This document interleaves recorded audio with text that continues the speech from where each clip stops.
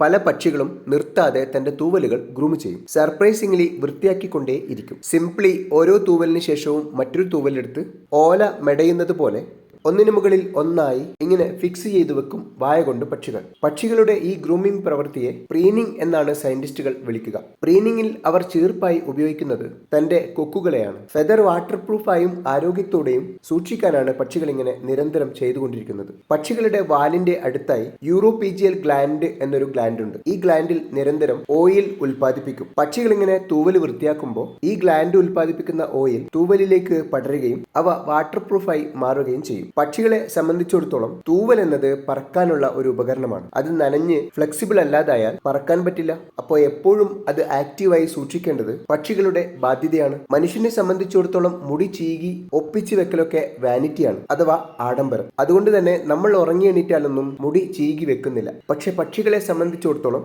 ഇതൊരു വാനിറ്റി അല്ല, daily maintenance ആണ്.